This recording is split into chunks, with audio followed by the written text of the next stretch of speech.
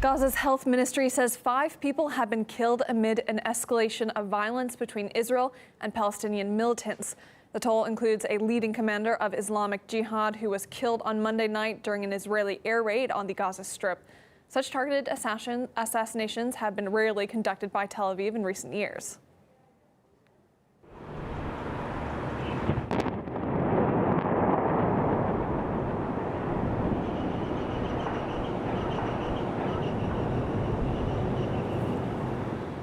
Shortly after the Israeli assault, the Palestinian militant group responded, launching a salvo of rockets across the border, hitting Tel Aviv and surrounding cities. The border between Israel and Gaza has been closed as Tel Aviv says it's continuing to target Islamic Jihad locations. Our Middle East correspondent Paul Sleer has more details.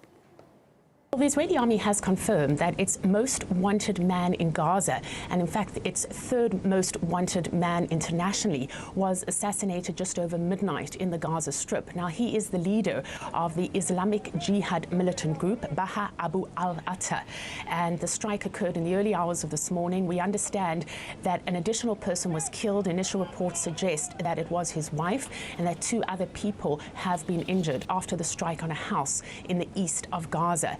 Now, dozens of rockets have been fired into Israel, primarily southern and central Israel, in a response. The Israeli army saying that by 9 o'clock this morning, some 50 rockets had been fired at the country, with its Iron Dome intercepting some 20. The first rockets were fired at Tel Aviv around 8 o'clock this morning. I was out on the streets, and this is rush hour. All the traffic came to a quick standstill.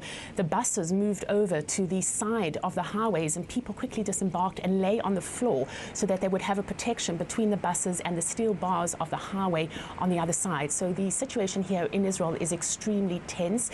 The reserve units have been called up. People have been told to open their bomb shelters, and people living in the south and center of the country have been told to stay at home and not go to work unless they have essential jobs. Now, the Israeli Prime Minister Benjamin Netanyahu has said that this leader was a commander who was poised to launch imminent attacks against Israel. Take a listen. In the past year, this arch-terrorist was the main generator of terrorism from the Strip. He initiated, planned and carried out many attacks.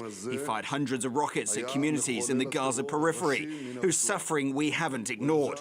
He was in the midst of plotting additional attacks these very days. He was a ticking bomb. I want to clarify, Israel is not interested in an escalation, but we will do everything necessary to defend ourselves.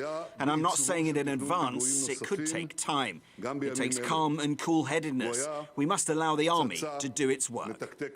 Now, the Islamic Jihad has vowed to take revenge on his death. They've issued a statement with Hamas, and this is despite Israel's warning Hamas not to get involved. The situation there is extremely tense. Now, all of this comes as a separate attack on the Damascus home of another Islamic Jihad political leader took place also in the early hours of this morning. And according to Islamic Jihad, the son of the commander was killed, and they're blaming the Israeli army. As of yet, there's been no comment, no response from the Israel Defense Forces. Syrian media is reporting the attack.